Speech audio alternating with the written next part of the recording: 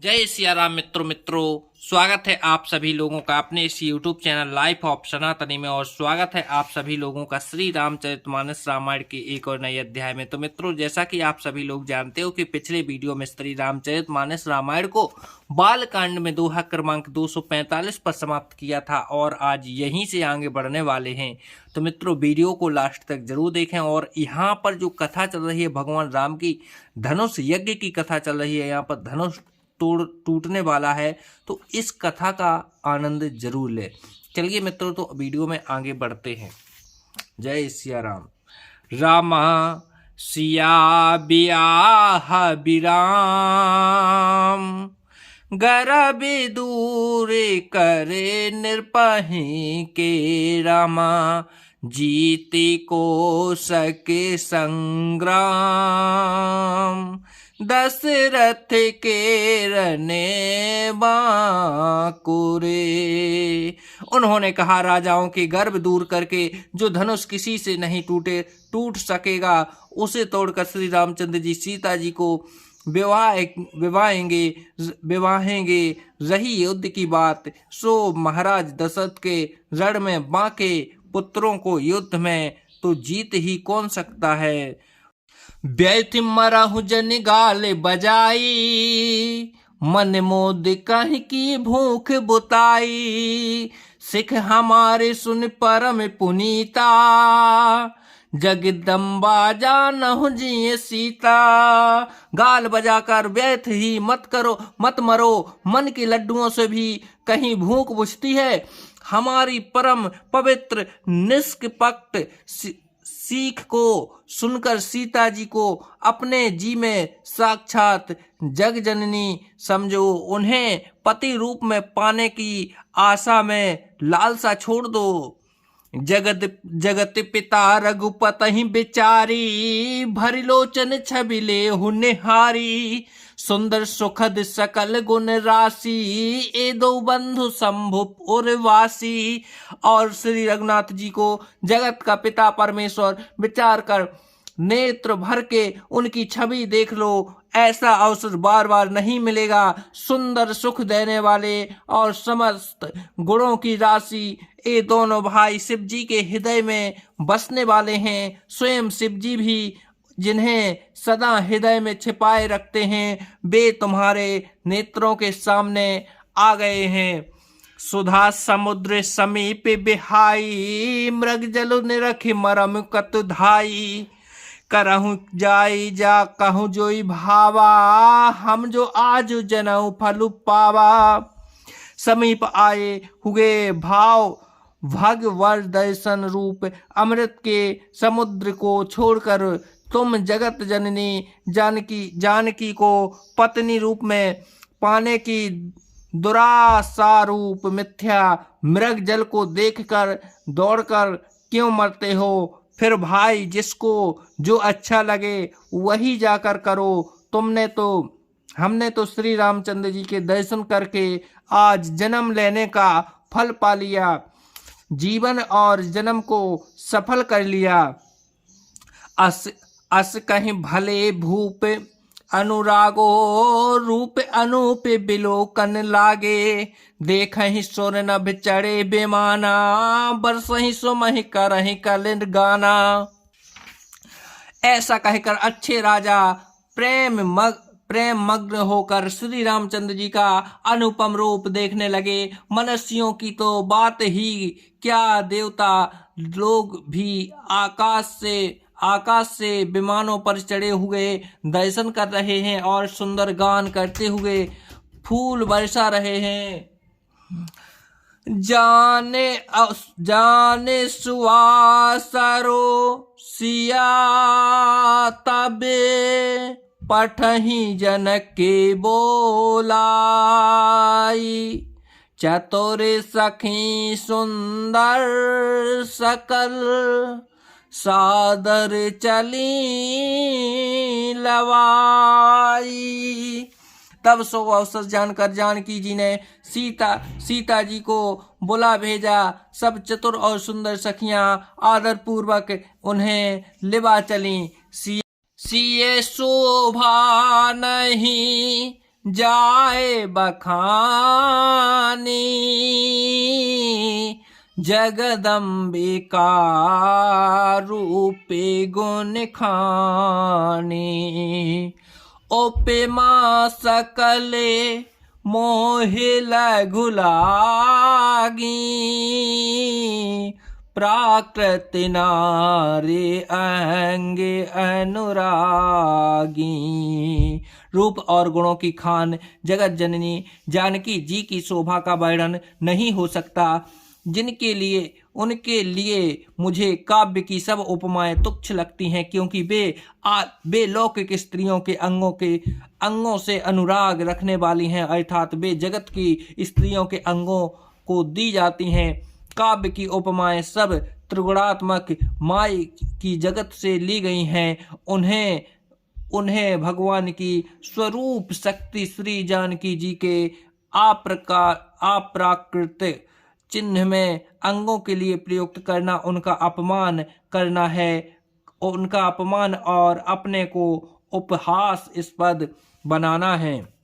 सिए बरनई तै उपमा देई,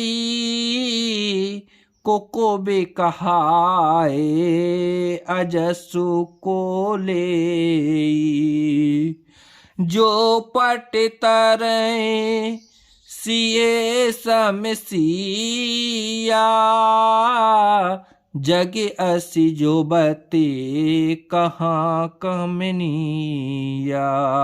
श्री सीता जी के वर्णन में उन्हीं उपमाओं को देखकर कौन कुकिव कहलाए और उपय सका भागी बने, अर्थात सीता जी के लिए उन उपमाओं का प्रयोग करना सुकवि के पद से च्युत होना और अपकीर्ति मोल लेना है।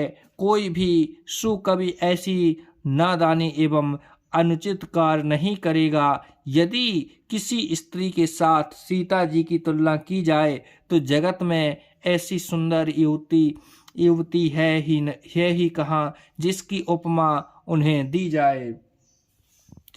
गिरा मुखोरे तने आराध्य भवानी, रति अति दुखते अतनुपति जानी। विष बारुनी बंधु प्रिय जेहि, कहीं रसासम किम बेद्रेही। पृथ्वी की स्त्रियों की तो बात ही क्या, देवताओं की स्त्रियों को भी यदि देखा जाए तो हमारी अपेक्षा कहीं अधिक दिव्य और सुंदर है। तो उनमें सरस्वती तो बहुत बोलने वाली है, पार्वती अर्धांगिनी है, अर्थात अर्धनारी नटेश्वर के रूप में उनका आधा ही अंग स्त्री का है, शेष आधा अंग पुरुष शिवजी का है। कामदेव की स्त्री रति पति को बिना शरीर का अनंत जानकर बहुत दुखी रहती हैं और जिनके विष और मग्न जैसे समुद्र से उत्पन्न होने के नाते प्रिय भाई हैं, उन लक्ष्मी के समान तो जानकी जी को कहा ही कैसे जाए। जो छवि सुधा पयो निधि होई, परम रूप मय कच्छपु सोई। शोभा रजु मंदरु सिंगारू, मथहि पाने पंकज निज मारू। जिन लक्ष्मी जी की बात ऊपर कही गई है वे निकली थीं खारे समुद्र से, जिसको मथने के लिए भगवान ने अति कर्कश पीठ वाले कच्छप का रूप धारण किया। रस्सी बनाई गई महान विषधर वासुकी नाग की मथानी का कार्य किया। अतिशय कठोर मंद्राचल पर्वत और उसे मथा सारे देवताओं और दैत्यों ने मिलकर जिन लक्ष्मी को अतिशय शोभा की खान और अनुपम सुंदरी कहते हैं, उनको प्रकट करने में हेतु बने ये सब असुंदर एवं स्वाभाविक ही कठोर उपकरण, ऐसे उपकरणों से प्रकट हुई लक्ष्मी श्री जानकी जी की समता को कैसे पा सकती हैं। हाँ, इसी के विपरीत यदि छवि रूपी अमृत का समुद्र हो, परम रूपमय कच्छप हो, शोभा रूप रस्सी हो, श्रृंगार रस पर्वत हो और उस छवि के समुद्र को स्वयं कामदेव अपने ही कर कमलों से मथें। यही विधि उपजे लक्ष्य सिया रामा, तब सुंदर सुखे मूल सिया रामा। तदपि सकोचे समेत कबीरामा, कहीं सिए समय तुलसी रामा। इस प्रकार का संयोग होने से जब सुंदरता और सुख की मूल लक्ष्मी उत्पन्न हो, तो भी कभी लोग ऐसे बहुत संकोच के साथ सीता जी के समान कहेंगे। जिस सुंदरता के समुद्र को कामदेव मथेगा, वह सुंदरता भी प्राकृतिक लौकिक सुंदरता ही होगी, क्योंकि कामदेव स्वयं ही त्रिगुणमयी प्राकृतिक ही विकार हैं। अतः उस सुंदरता को मथ कर प्रकट की हुई लक्ष्मी भी उपर्युक्त लक्ष्मी की अपेक्षा कहीं अधिक सुंदर और दिव्य होने पर भी होगी, प्राकृतिक ही। अतः उसके साथ ही जानकी जी की तुलना करना कवि के लिए बड़े संकोच की बात होगी। जिस सुंदरता से जानकी जी का दिव्याति दिव्य परम दिव्य विग्रह लिए बड़े संकोच की बात होगी। दिव्य विग्रह बना है और सुंदर उपर्युक्त सुंदरता से भिन्न अप्राकृतिक है। वस्तुतः लक्ष्मी जी का अप्राकृतिक रूप भी यही है, वह कामदेव के मथने में नहीं आ सकती है और वह जानकी जी का स्वरूप ही है, अतः उनसे भिन्न नहीं है और उपमा दी जाती है भिन्न वस्तु के साथ।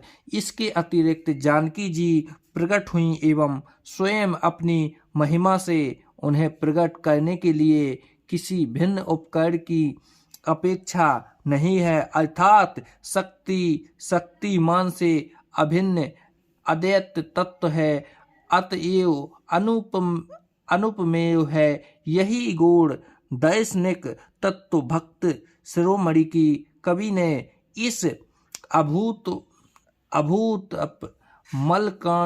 मलकांड के द्वारा बड़ी सुंदरता से व्यक्त किया है। जय सिया राम मित्रों, आज वीडियो को यहीं पर समाप्त करते हैं। कल के वीडियो में फिर यहीं से आगे बढ़ेंगे। जब तक के लिए जय सिया राम।